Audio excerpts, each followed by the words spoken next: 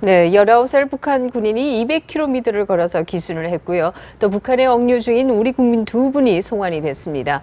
리수용 북한 외무상이 예고 없이 중국을 찾는가 하면 주 북한 중국 대사가 러시아 대사보다 홀대를 받는 일도 있습니다. 북한이 내외적으로 여러 가지 사건과 사고들이 많이 일어났던 한 주였는데요. 그 의미를 두 분 전문가와 함께 짚어보도록 하겠습니다. 송영선 전 의원 그리고 김근식 경남대 교수 이렇게 두 분 모셨습니다. 어서 오십시오. 네, 안녕하십니까. 최근 화제가 된 게 이제 김정은이 현지 시찰할 때 배지가 안 보인다. 배지의 의미가 교수님 뭡니까 이게? 뭐 예를 들어서 옷을 갈아입다 보면 배지를 안 달고 나올 수도 있고 이런데. 그렇게 실수할 수도 있는데요. 네. 북한에서는 이제 배지를 달아야 될 그런 공개적인 장소에 달지 않는 건 굉장히 그 불경죄에 해당됩니다. 네. 왜냐하면 이제 왼쪽에 배지라는 것은 북한에서는 이제 수령님을 모시는 수령님에 대한 존경의 표시를 갖고 있기 때문에 사실 배지라는 건 우리식 표현이고요. 네. 북쪽 사람들 말하는 휘장이라고 합니다. 휘장. 휘장을 모신다고 그러죠. 그래서 이제 배지는 선대수령, 김일성부터 김정일 이 두 수령에 대해서 자기의 존경심을 표시하기 위한 일종의 정치적 의지이기 때문에 네. 김정은도 아버지 김정일이 죽은 다음에 최근까지도 현지 지도를 가면 대부분 배지를 달고 나왔습니다. 왜냐하면 이제 할아버지 김일성과 아버지 김정일의 혁명 엽절 계승한다는 의미로 이제 자기가 달고 왔는데 최근에 이제 드러난 중앙TV에 나온 걸 보면 간혹 안 달고 나오는 경우가 있었다는 거죠. 그것이 뭐냐면 이제 확실히 안 달고 나올지 또 간혹 가다 달고 나올지 모르겠습니다만 계속 달고 나오던 배지가 좀 덜 달고 나왔다는 것은 이제는 3년이 지났으니까 이제는 김정은 시대에 제발로 홀로서기를 하겠다 아마 이런 정치적 의지로 해석이 됩니다. 네. 홀로서기 가능하다고 보십니까? 아니면 이제 홀로 설 정도로 기반이 좀 단단해졌다 뭐 이렇게 신호로 봐야 됩니까? 나름대로 뭐 홀로 서고 있죠, 지금. 근데 이제 최근 자기 아버지나 할아버지에 비해서 지나칠 정도로 공포 정치를 하고 있다라는 자체가 사실은 아버지의 경우는 당을 집권하고 실질적인 지도자로 대두하는데 정치 훈련을 거의 25년간 이상 했습니다. 그리고 50살이 돼가 했는데 뭐 김정은의 경우에는 거의 국내 경험도 없고 이 정치 기반도 당 기반도 군 기반도 아주 약하니까 그런 데다가 추가적으로 자기 아버지보다 몇 배나 더 강력하게 유일 영도 체제를 주장하지 않습니까? 유일이라는 건 인간 사회에서 쓰는 용어가 아닙니다. 오직 종교에서만 쓰는 용어예요. 신격화 그걸 몰아붙이니까 마음은 조급한 거죠. 그래서 실제로 되어 있지만 이 공포 정치가 가속화될 때는 가속화되는 그 기간 동안은 굉장히 효과가 있거든요. 그러나 생명은 짧아지겠죠. 네. 네. 지금 이제 말씀이 공포 정치를 하는 것 그 자체가 어떻게 보면 지금 현재는 효과적일지 몰라도 뭐 시간은 짧아질 수 있는 말씀 속에서 어쩌면 그거 자체가 또 불안함을 표현하는 것이 아니냐 뭐 이런 의미도 들어있는 것 같은데요. 사실 많은 처형들이 일어나고 이럴 때 또 많은 해석들이 나온 것이 북한이 아직도 불안하기 때문이다. 네. 권력 기반이 불안하기 때문이다. 이런 해석도 많이 나오지 않았습니까? 그 장성택 숙청과 이번에 최근 현영철 처형 네. 이것들 보면서 많은 사람들이 이제 공포 정치에 대한 이제 미래를 전망하게 되는데요. 저는 지금 의원님 말씀하신 것처럼 공포 정치는 명암이 있습니다. 빛과 그림자가 있는데 그 공포 정치의 긍정적인 작용은 뭐냐면 단기간에 권력 엘리트들에 대한 공포를 조장함으로써 최고 지도자, 그러니까 막강한 권력을 행사한 절대적 지도자의 자기 리더십을 확고하게 장악한다는 의미에서 굉장히 효과적입니다. 그래서 정치학의 테두라고 할 수 있는 마키아벨리도 군주가 백성을 다스릴 때는 사랑보다 공포가 좋다고 이야기를 하거든요. 공포가 효율적이라고 보는 거죠. 그러나 이제 공포가 장기간 되고 그다음에 무도화해지고 그러니까 이유 없이 공포를 조장하는 경우에 이럴 경우에는 그 공포의 대상이었던 신하들과 백성들이 이제 군주에 대한 두려움을 벗어나서 미움으로 바뀌게 됩니다. 그러니까 공포가 미움으로 바뀌게 되면 저항을 하게 되거든요. 그 시기가 어느 정도인지 모르죠. 그래서 제가 볼 때는 지금 김정은의 공포 정치도 당분간은 대중이나 엘리트로 하여금 두려움을 조장하기 때문에 저항할 엄두가 안 나지만 이게 장기화되면 참다 이게 미움으로 바뀔 때는 이제 저항의 불씨가 되는 것이어서 말씀하신 대로 장기적으로는 불안정한 요소를 갖고 있다고 볼 수 있습니다. 이번 주에 19살짜리 북한 군이 한경도시 200km를 걸어서 우리 뭐 휴전선 통해서 들어왔다는데 200km 혼자서 군인이 걸어오는 게 가능합니까 이게? 뭐 군인이 걸어오는 건 가능하지만 그러니까 저는 몇 북한, 가지 네. 의문점이 있는 게 첫째 이 19살 먹은 북한 병사가 군 간부의 운전병이라 그러거든요. 만약에 그게 사실이라면 아니 운전병이 일주일 동안 없어졌는데 안 찾고 있다? 이 얘기는 다른 논리로 추려해보면 북한도 기강이 군도 기강이 많이 해이해졌구나. 둘째로 넘어온 선을 보면 지금 장정남이가 1년 전부터 그게 총책임자는 5군단 그 지역을 넘어왔거든요. 그럼 사실은 그 지역이었으니까 뭐 현영철이가 장정남이보다도 나중에 인민무력부장이 됐지만 2012년에 사실 거기에서 현영철이가 그 북한 탈북자들을 잘 잡아가지고 혁혁한 공문을 세운 덕택에 인민무력부장이 됐단 말입니다. 그 부분을 기갑부대가 이 육로를 통해서 남쪽으로 올 때 가장 중시하는 채널인데 거기에서 놓쳤다라는 것은 제가 조금 납득이 안 간다. 그리고 세 번째로는 GOP가 아니고 GP예요. 그렇죠. GOP하고 GP는 다릅니다. 이 휴전선이 있고 남방분계선 2km, 북방분계선 2km인데 남방분계선 이쪽에서 더 후방에 있는 게 GOP예요. 그렇죠. 그러니까 휴전선 안쪽에 있는 게 GP인데 GP까지는 걸어오려고 하면 그 GP 지역 안은 DMZ 지역 전체는 완전히 지뢰밭인데 그렇죠. 보급로만이 지뢰가 없는데 그 보급로를 멀쩡하게 걸어오는데도 안 잡혔다. 이런 부분들이 저는 지금도 계속 좀 우리 군에서도 약간은 좀 피해가는 부분 있고 또 북쪽에서도 이 군 기강 회의를 보여주는 게 아닌가 이런 걸 유추할 수가 있습니다. 네, 어떻게 보십니까? 맞습니다. 그러니까 네. 우리 또 송 의원님께서 이제 전에 국회의원 하실 때 국방위 전문 또 국회의원 하셨으니까 그러니까 사실은 지금 현직에 계셨으면 뭐 호통을 치셨을 것 같은데 굉장히 전문가적인 분석을 해주신 것 같아요. 근데 일반적으로 북한의 인민군대 지금 기강에 해이해진 건 아주 불문가지의 사실입니다. 심지어는 제가 듣기로도 탈북자 한 분은 먼저 내려온 가족이 남아있는 가족을 데리고 올 때 심지어는 인민군대 들어가 있는 아들도 빼온다고 그래요. 뭐그 정도 지금 사실은 뇌물을 매기면 안 되는 게 없는 정도로 북한의 이제 시스템 자체가 상당히 좀 굉장히 해이해졌다고 볼 수가 있고요. 아마도 이 사건이 생기면 우리도 지난번에 노크 기순이 있었을 때 노크 기순이 발견된 다음에 그 노크 기순했던 인민군 병사가 지나왔던 경로에 있는 지휘관들 다 문책을 당하게 돼 있거든요. 북한도 분명히 이 인민군 병사가 함흥에서 내려와서 지나온 길들, 그래서 GP까지 들어왔지 않습니까? 네.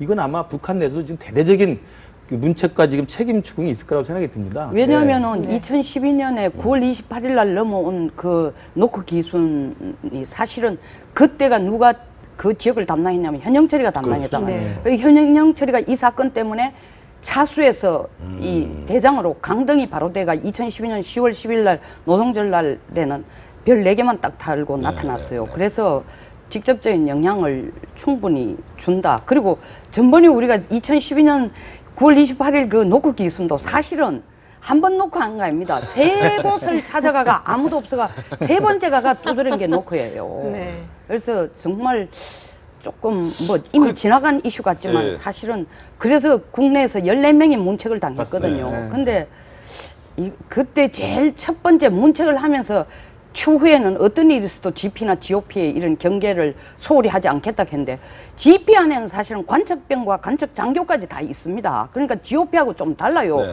구성 자체가 네. 보병하고 관측병, 관측 장교 다 있는데 그게 안개 때문에 안 보였다. 그런데 이 친구 진술이 그 GP 1m 앞에서 하룻밤 잤다고 했지 않습니까? 또 네네. 그럼 1m면 여기 있으면 김경식 교수님 거리 네네. 정도인데 그 여기 있는 친구를 못 봤다라고 하면 그것도 좀 뭐 그러니까 어떻게 안개 때문에 안 보였다는 게 그게 안개 때문에 말이 그러니까 사실 지금 말씀하신 북측의 이동 경로에 따른 북측 군 태세의 허술함도 아마 그쪽에서 지금 문책할 네. 것이지만 우리도 사실은 이제 국회에서 그래서 논란이 되지 네. 않았습니까? 우리 측 어쨌든 MDL을 지나가지고 우리 측 아군의 GP 근처에 와서 하룻밤을 잤단 말이에요. 그리고 일어나서 아침에 철책을 두드린 거란 말이죠. 그러니까 노크는 아니지만 철책을 흔드는 건데 물론 이제 군의 설명은 이게 바로 옆에가 절벽이어서 이 등잔 밑이 좁다고 이제 GP는 멀리 있는 북해 이제 동향 보겠다는 건데 제가 볼 땐 말이 안 되죠. 가까이에 적이 거기서 걸어와가지고 옆에서 하룻밤을 묵었는데 감지를 못했다는 것은 분명한 직무유기라고 봐야 됩니다. 사실 뭐 예. 현영철이 숙청당했을 때 이제 많이 나온 것이 결국 군의 이권 사업을 김정은이 자기가 가져가기 위한 것이었다 이런 해석이 네. 나왔는데 그로 인해서 혹시 군 부대 자체에 있어서 여러 가지 물적인 어려움이 있는 것이 여기에 영향을 줬을 뭐 원인은 장기적으로 없을까? 보면 간접적 영향이 분명히 있습니다. 그러니까 네. 군의 기존의 김정일 시대 군이라는 건 막강한 권력이었습니다. 네. 이른바 선군 시대 아닙니까? 네. 선군 정치이기 때문에 모든 걸 인민군대에 의거해서 인민군대를 앞세워서 하는 것이어서 군의 역할은 굉장히 비대해졌고 권력이 굉장히 높았죠. 그러나 김정은이 와서 아버지가 해놨던 선군을 힘을 쭉 빼는 거거든요. 빼면서 계급도 띄었다 붙였다 하고 자기가 그 늙은 노예한 지도자들을 잡기 위해서 여러 가지 군기를 잡는 건데 따라서 군이 그동안 갖고 있었던 여러 가지 이권 사업들 많이 나눠줬습니다. 다른 데다가 띄워졌기 때문에 장소대 수치 숙청도 사실은 그런 맥락에서 해석이 되는 것이어서 현영철 숙청이 뭐 반드시 그건 아니겠습니다만 선군 시대, 아버지 시대에 군이 누렸던 특권과 이권에 비해서는 지금은 상대적으로 굉장히 배가 고프죠. 그런 맥락에서 보면 이 뭐 운전병도 뭐 가진 구타와 무슨 뭐 힘들었다고 그러는데 그게 뭐 그것 때문에 한 건 아닙니다만 전체 지금 북한의 인민군이 과거보다는 자기들이 좀 곤란한 지경이기 때문에 그 내부에 아마 분란과 갈등이 더 커졌다는 건 분명한 사실일 겁니다. 최근에 의원님 측이 화제를 좀 바꾸면 네. 북한이 이제 입국자 2명을 조건 없이 돌려보냈습니다. 네. 돌려보냈는데 어찌됐든 지금 뭐 일각에서는 남북 대화 분위기가 좀 무르익어 가는 거 아니냐. 예를 들어서 대한민국 정부는 박근혜 지금 정부 같으면 메르스 때문에 굉장히 지지도가 빠져 있지 않습니까? 임기 3년 차에 좀 만지작거리는 카드가 있지 않습니까? 강한 몰핀 주사가 필요한데 북한이 뭐 2명을 좀 돌려보내고 그럼 어디서 제재 조치 좀 해제하고 건강상 풀고 하면서 뭔가 좀 카드로 만지작거리는 분위기가 있다는 관측이 있거든요. 뭐 어떻게 보십니까? 북쪽에서는 저희들한테 쓸 수 있는 카드가 딱 2개입니다. 네. 무력 도발이거나 아니면은 대화를 제안하는 건데 사실 이번 대화 제안은 항상 공세적인 대화 네. 제안이에요. 왜냐하면 2가지 포인트지 않습니까? 6.15를 우리가 공동으로 진짜 이 축제를 가지려고 했는데 안 되고 따로 개별 축제를 가졌다면 축제든지 뭐 기념 행사를 했단 말입니다. 그러니까 김정은이 먼저 이 소위 말하는 공화국 성명이라는 그 형식을 실질적으로 공화국 성명이라는 게 북한 같은 데는 당, 군, 정이기 때문에 공화국 성명 자체가 국방위원장 성명보다도 더 높은 건 아닙니다. 실세가 전혀 아니에요. 그럼에도 불구하고 형식적으로는 정부 최고 수반 김영남이가 발표하는 거거든요. 공화국 성명이라는 게. 공화국 성명을 통해서 이걸 보여줌으로써 아 우리는 말이야 6.15에 대해서 대화할 의사가 있다. 이렇게 또 제스처를 하고 또 사람도 보내주잖아요. 이런데 사실 죄송한 얘기지만 사람 카드를 까보면 쭉정이거든요. 이 2사람 뭐 북중 경계선에서 장사하던 사람들이나 이런 거니까 우리가 지금 필요로 한 그쪽에서 얘기하는 뭐 2사람이 국정원에 첩자닥하는 그런 사람들이나 아니면 목사. 학생들 주원모이나 뭐 그다음에 또 목사나 한 사람도 지금 안 보내주는데 그 사람들은 다 나중에 필요한 카드로서 활용할 수 있는 이 가격이 좀 표현이 뭐하지만 가격이 높으니까 안 보내주는데 우리 쪽에서는 이제 조건 붙이지 마라 하는 게 우리도 이제 똑같이 이제 역공을 하는 건데 과연 저쪽에서 조건 안 붙이면 우리도 또 오이사 조치를 바로 할 준비가 돼 있냐 그 부분은 또 다른 문제인 것 같습니다. 네, 어떻게 보십니까? 저도 지난번에 네. 오셨을 때, 네. 뭐 6.15까지 상당히 여러 가지 행사를 통해서 남북 관계가 네. 좋아질 수 있다. 이제 이런 전망도 하셨는데요. 그때 이제 한미 연합훈련이 끝나고 네. 그다음에 6.15 행사 공동 행사가 논의가 됐었고요. 네. 그다음에 2.25사 방북권도 그때 가능성이 있었고 8월달에 7월달엔 광주 유니버시아드에 이제 북한 선수단 참가가 알려져 있었고 8월달에 8.15 공동 행사에서 제가 2월에서 8월까지 골든 타임이라고 이야기했는데 네. 벌써 절반이 지금 지나갔습니다. 지나갔고 일단 6.15 행사는 무산이 돼버렸고요. 그 다음에 2.25에서 방북권도 지금 북이 묵묵부답입니다. 그래서 제가 볼 때는 우리 앵커께서 말씀하신 것처럼 우리 내부적으로는 정치적, 대내적 정치용으로 남북관계라는 카드에 유혹이 있긴 합니다만 북한의 태도를 내가 미루어 볼 때는 또 우리 쪽의 지금 태도도 봤을 때는 물밑에서 우리 몰래 진행되는 건 없을 거라고 보여져요. 그리고 오히려 제가 볼 때는 의외로 북한이 그 6월에서 8월까지의 이 골든타임을 북이 오히려 적극적으로 나서지 않는 듯하는 저는 모습이 보입니다. 의원님이 말씀하신 것처럼 이번에 공화국 정부 성명이 나왔지만 그 내용은 6월 15일에 맞춰서 6월 15일 날 내가 6.15가 우리는 정당하다. 너희들 지켜라라고 오히려 남쪽을 압박하기 위한 정치적 의지의 표현이지 어떤 자기의 어떤 대남 제스처라든지 유화적인 어떤 선제적인 조건을 여기 조건 없이 대화를 제의한 건 없거든요. 그래서 그다음에 이제 바로 소환했던 2명도 우리가 원했던 사람이 아니기 때문에 제가 보건대는 아직까지는 제가 애초에 예상했던 6월에서 8월까지 골든타임이 남쪽이나 북쪽이나 지금 그냥 속수무책으로 시간만 흘려보내는 게 있는 게 아닌가. 그리고 북쪽이 의외로 저는 소극적인 것이 최근에 현영철 숙청 이후에 북한 내부의 그 권력체계나 정책결정 체계에서 북한에서도 그렇지 않겠습니까? 뭐 한 명이 죽어나가고 여러 명이 뭐 고개를 들었다가 바로 죽는 마당인데 이거 이렇게 한번 풀어보시죠.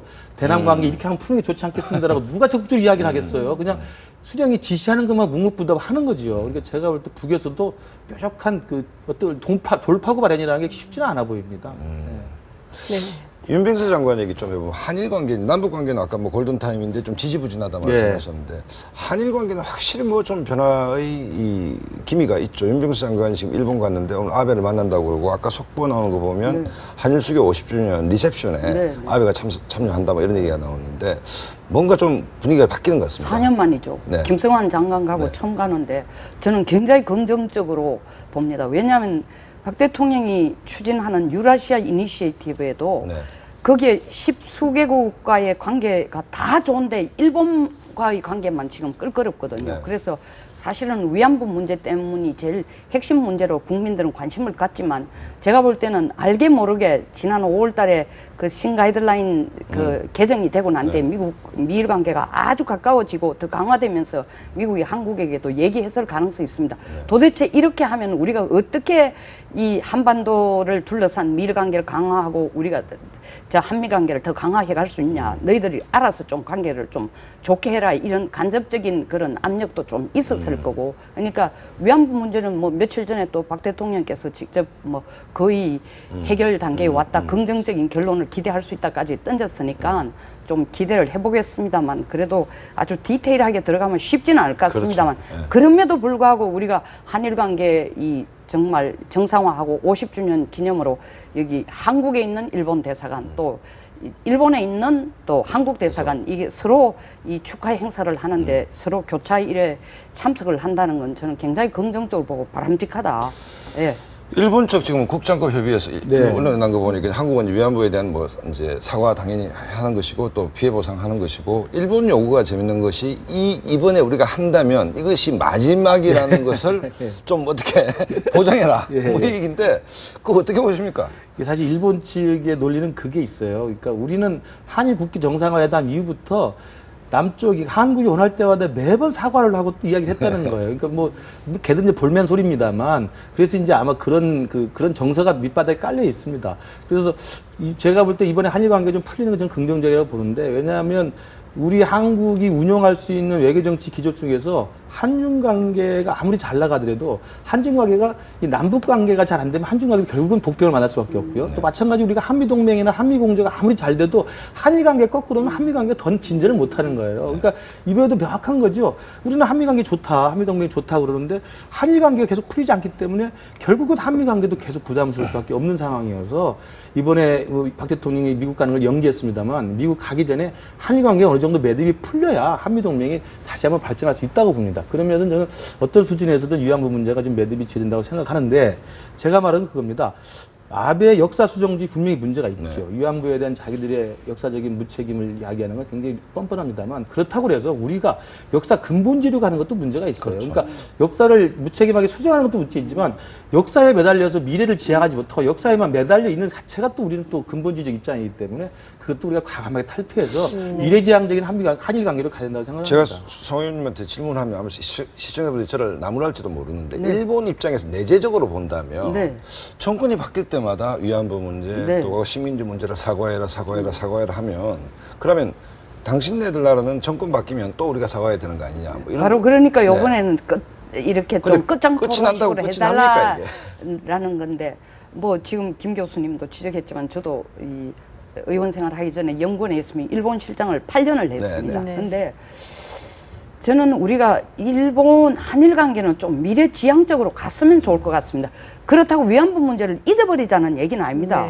투 트랙으로 충분히 갈 수 있다는 거예요. 근데 그게 완전히 함몰해가지고 있으니까 한 발자국도 못 나가고 또 일본이 그걸 아니까 또 이번에 또 요구하는 게 이제 마지막이다 하는 얘기가 똑같은 얘기인데 지금을 기점으로 해서 좀 통일까지 우리가 통일하는데 일본의 지원 없이도 불가능합니다. 그렇기 때문에 통일이 대박이 되기 위해서는 주변국의 과의 외교 관계가 아주 선결적인 문제이기 때문에 좀 통 크게 한일 관계를 끌어나갔으면 좋을 것 같습니다. 네, 한일 관계가 미래지향적으로 나가야 된다. 뭐 이 부분에 대해서 누구나 동의할 것 같은데요. 그러나 일본이 요구하듯이 이번이 마지막이기 위해서는 또 어느 수준까지 가야지 그게 마지막이 될 수 있지 않겠습니까? 그 마지노선 어느 정도 가야지 이게 마지막이 될 수 있는지. 아마 우리 국민 궁금하네요. 정서나 우리 정부 입장으로 보면 더 이상 우리가 차후에 다른 정권에서 또 북한에 일본에 대해서 그걸 또 요구하지 않으려면 적어도 일본 국가의 책임 정도는 일본이 네. 명확히 명시해야 될 겁니다. 근데 이 부분을 놓고 아마 또 논란을 벌일 건데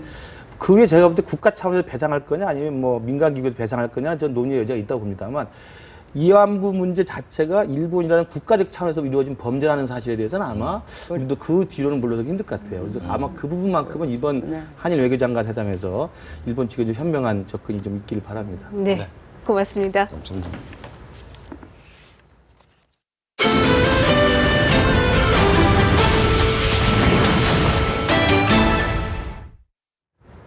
오늘 준비한 내용은 여기까지입니다. 다음 주 이 시간에 다시 찾아뵙겠습니다. 네, 시청해주신 여러분 고맙습니다.